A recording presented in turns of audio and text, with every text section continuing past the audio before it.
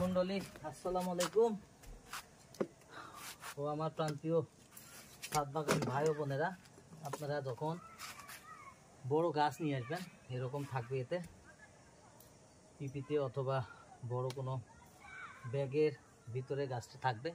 সেই গাছে দেখবেন অবশ্যই এই গাছের শিকড় মাটিতে যখন পুঁতে রাখে, নার্সারিতে যখন মাটিতে থাকে তখন দেখা যায় যে শিকড়, অতিরিক্ত শিকড়গুলা বের হয়ে যায়। এই অতিরিক্ত শিকড়গুলা বের হয়ে মাটি থেকে খাদ্য নেয় বাইরে থেকে। এই শিকড়গুলা যখন আপনি ছাদে, ডামে অথবা জিও ব্যাগে যেখানে গাছটা রোপণ করবেন সেখানে অবশ্যই রোপণ করার সময় গাছটা আনার পরে তার নিচের দিকে শিকড় হোক আর ওপরের দিকে শিকড় হোক, এই যে এরকমভাবে যত শিকড়, এই যে এই শিকড়গুলা সাইড দিয়ে ব্রাঞ্চিং করে মাটি থেকে খাদ্য নেয়। কারণ তো নার্সারিতে এই এই চারাটা মাটির নিচে কিছু 3 থেকে 4 ইঞ্চি 5 ইঞ্চি মাটিতে অথবা 6 ইঞ্চি মোটামুটি গাছের গুঁড়ি পর্যন্ত অনেক সময় মাটিতে ঢুকাই রাখে, যাতে গাছটা ভালো থাকে এবং সুস্থ থাকে এবং খাদ্য পায়, মোটা তাজা হয়। এজন্য শিকড় বের হয়। এই শিকড়গুলো যখন আপনি ছাদ বাগানে জিও ব্যাগে অথবা আপনি বড় ডামে, ক্যারেটে, যেখানেই যেভাবেই রোপণ করেন অবশ্যই এই যে শিকড়গুলো কেটে ফেলবেন। এই শিকড়গুলো কেটে তারপরে আপনি পলিটা এবং এই ব্যাগটা কেটে তারপরে আপনি গাছটা আপনার রোপণ করবেন টপে। তাহলে আপনার গাছটা খুব দ্রুত আবার শিকড় ছাড়বে এবং মাটি থেকে খাদ্য নিয়ে সে পরিপূর্ণ হয়ে আবার সে সুস্থ এবং তাজা হয়ে যাবে। তাই এই বিষয়গুলা জানার প্রয়োজন আছে।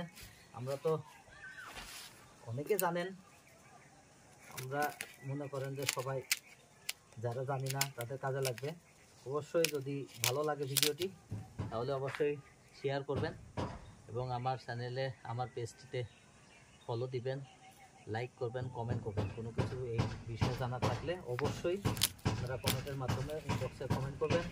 আমি আপনাদের সঠিক পরামর্শ এবং উত্তর দিতে চেষ্টা করব। সবাই ভালো থাকবেন। আর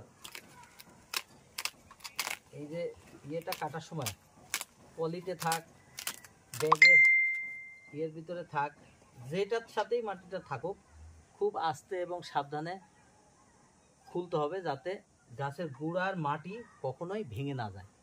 এটা কিন্তু খুব খেয়াল করতে হবে। এটা ভেঙে গেলে কিন্তু আপনার গাছটা মারা যাওয়ার সম্ভাবনা থাকবে। আর যদি আপনি ওইভাবে করেন তাহলে সুন্দর করে, তাহলে আর এই রিস্কটা থাকবে না। আবার এদিকে যদি বড় কোনো শিকড় টিকড় থাকে সেগুলো আপনি কেটে তারপরে রোপণ করবেন। এই যে গোড়ার ভিতরে যদি শিকড় থাকে এগুলো কেটে দেবেন, তাহলে আপনার গাছটা অতি দ্রুত এসে যাবে।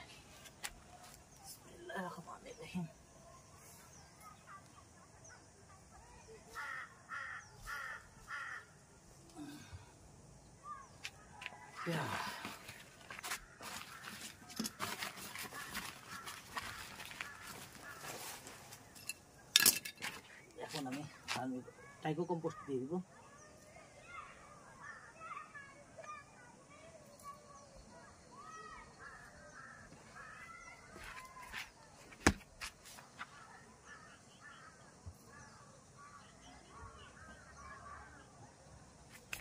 তারপরে